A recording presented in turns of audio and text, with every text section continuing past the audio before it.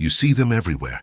A tiny black speck scurrying across the sidewalk, hauling a crumb 10 times its size. That's a worker ant. We take them for granted, a small tireless cog in a massive subterranean machine.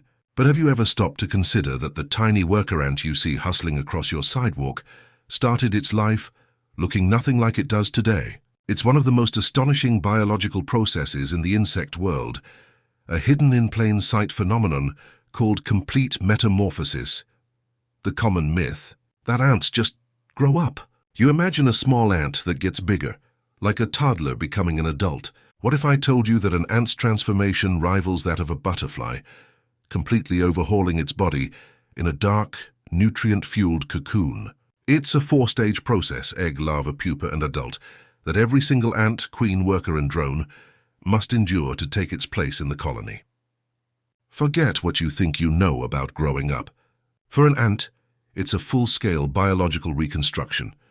Today, we're digging past the anthill and into the deep structure secrets of this insect civilization. We're going to explore the astonishing biology of the ant life cycle, revealing how a blind, legless grub is chemically programmed to become a master engineer, a fierce soldier, or the queen of an empire. Prepare to have your mind blown as we uncover the true nature of the tiny creature under your feet. This is the ultimate lesson in nature's secret transformation. The ant's entire empire begins as an egg, a minuscule, oval, and often translucent speck, barely the size of a period on this screen. Here's the first biological marvel. The queen, who may live for decades, only mates once, storing a lifetime supply of sperm in a special organ called the spermatheca. This gives her absolute control over her offspring's destiny. The common belief is that the queen simply lays eggs, but the reality is that she's a precision genetic engineer. If she uses the stored sperm to fertilize an egg, it develops into a diploid female, either a worker or a future queen. If she withholds the sperm, the unfertilized egg develops through parthenogenesis into a haploid male or drone. This means the queen literally chooses the sex of her offspring based on the colony's needs. It's a level of genetic control we only dream of. The surprising fact? Not all eggs are destined for greatness. In times of extreme scarcity, some eggs are consumed by the workers or even the queen herself for vital nourishment, a brutal form of resource management that ensures the survival of the greater colony. The connection? Think of it as a biological triage system, ensuring the colony's momentum never stops. These tiny, fragile specks are the most valuable resource in the entire underground world, determining the fate of a city of 1 million individuals. But that's just the beginning. Once the egg hatches, the real messy transformation begins. What emerges is an eating machine entirely reliant on its nurses. After just a week or two, the egg hatches into the second stage, the larva. If you've ever looked closely at an ant larva, you'd never guess it was an ant. It's a blind, legless, white C-shaped grub. The myth is that this is simply a bigger egg stage. The reality is that the larva is the most important growth phase, the moment its ultimate caste, worker, soldier, or queen, is determined. This is where a larva's diet becomes its destiny. Larvae are entirely helpless, completely dependent on the adult worker ants, known as nurses. They can't forage, they can't clean, they just eat. How do they eat? Through a process called trophallaxis, where the adult ants regurgitate nutrient-rich liquid food from their own social stomach directly into the larva's mouth. The surprising fact? The quantity and quality of the food a female larva receives are the sole factors that decide if she becomes a small, sterile worker or a large, fertile queen. Workers receive less, and their development is suppressed by pheromones. Future queens are stuffed with royal jelly-like compounds. The connection to our world? This is a biological class system built purely on nutrition. It's a literal you-are-what-you-eat scenario, transforming a generic grub into a specialized member of the colony. When a larva is large enough, after 4 or 5 molts, it's ready for the most dramatic change yet, the great overhaul. The third stage is the pupa, the ant's biological rebranding station. The myth is that the pupa is a time of simple rest. The reality is that this is where the larval body is completely broken down and rebuilt from the inside out, a process known as histolysis and histogenesis. Think of it as liquidating the old body and investing the raw materials into the new one. The larva often spins a silken cocoon, the ant rice you see the workers carrying when an anthill is disturbed, though some species have a naked pupa. Inside this protective shell, the larva transforms into a near-adult form, its future legs, antennae, and distinct body segments neatly folded against its body. The surprising fact is that the pupa is so vulnerable that the nurse workers constantly move it throughout the nest, seeking out the perfect temperature and humidity zones for optimal transformation. They even actively help the emerging adult or callow by peeling away the pupal skin when it's ready to hatch, a messy but crucial act of delivery called eclosion. The connection is profound. This is not just growth. It's a complete anatomical redesign.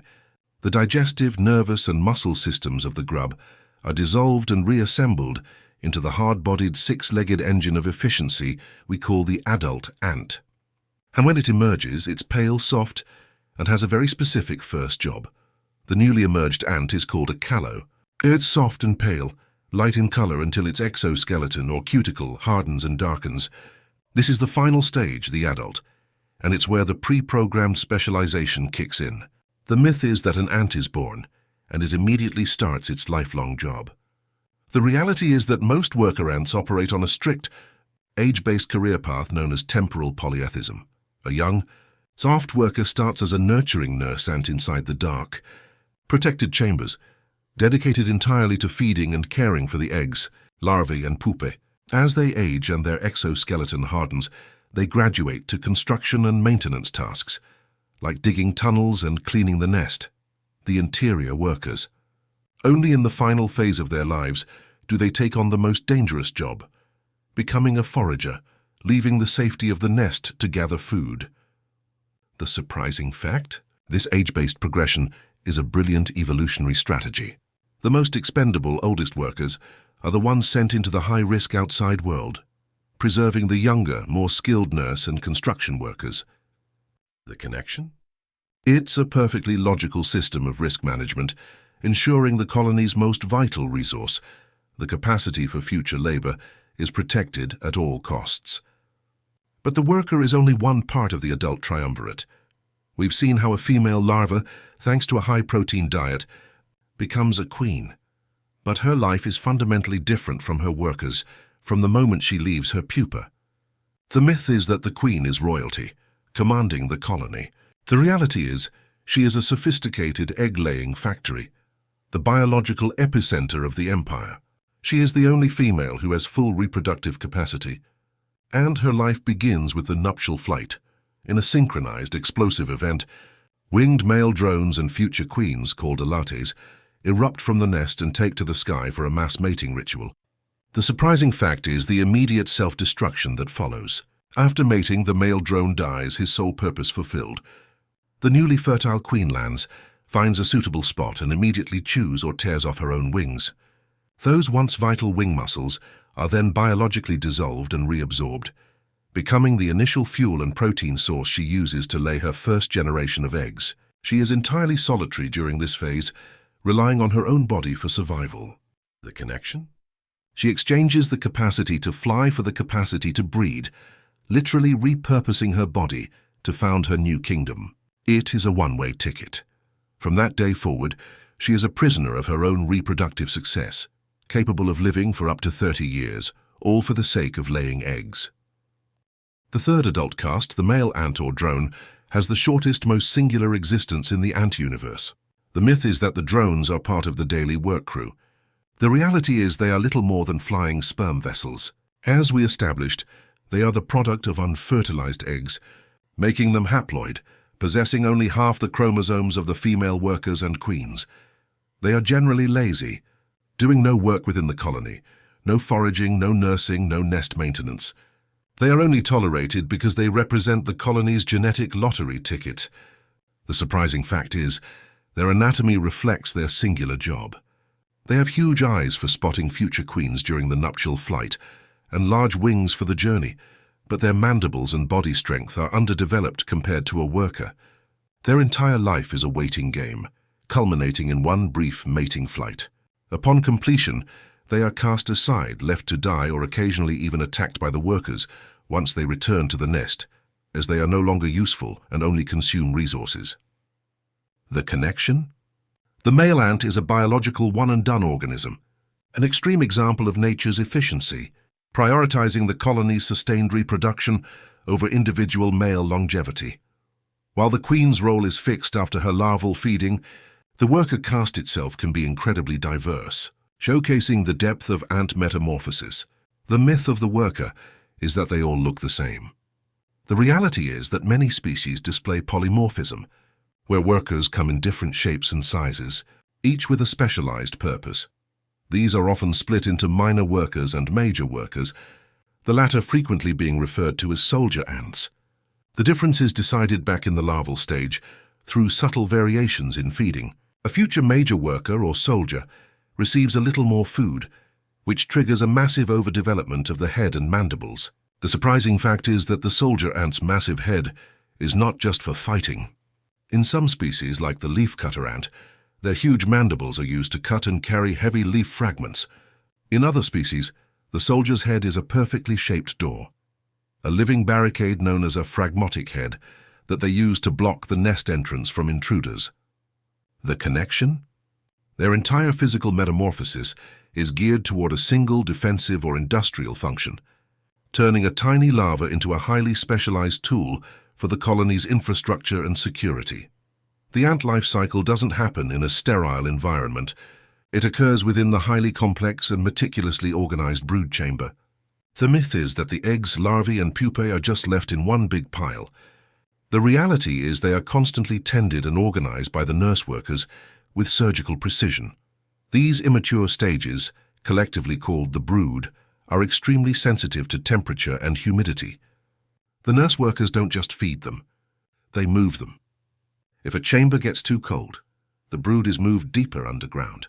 If it gets too hot or too dry, they're moved closer to a moist surface-level chamber. The surprising fact? Some ant species have even been observed washing the brood by licking them to prevent fungal and bacterial growth, a form of communal antiseptic care. The workers are essentially operating a mobile, climate-controlled nursery, ensuring the delicate metamorphosis can proceed without interruption. The connection is clear. The success of the four-stage life cycle is not a solo endeavor. It's a testament to the selfless, collaborative nature of the colony, where every single adult ant is invested in ensuring the next generation makes it through its incredible, total transformation. And that transformation is the whole secret to the ant's dominance. You've just witnessed a biological miracle, a four-stage overhaul that transforms a tiny egg into a creature capable of running the world. It's a level of dedication and specialization that should make us all look twice at the little guys on the sidewalk. If this deep dive into nature's secret engineering blew your mind, you need to be a part of the Curiosity crew. Smash that like button to let us know you want more hidden in plain sight science, and more importantly, subscribe and hit the notification bell so you don't miss our next video uncovering the world's most astonishing facts. Now, we want to hear from you. Which stage of the ant's life cycle? The queen's solitary wing shedding, the larval food-to-caste destiny, or the soldier's living door head? Did you find the most bizarre? Drop your answer in the comments below. So what have we learned about this relentless little insect?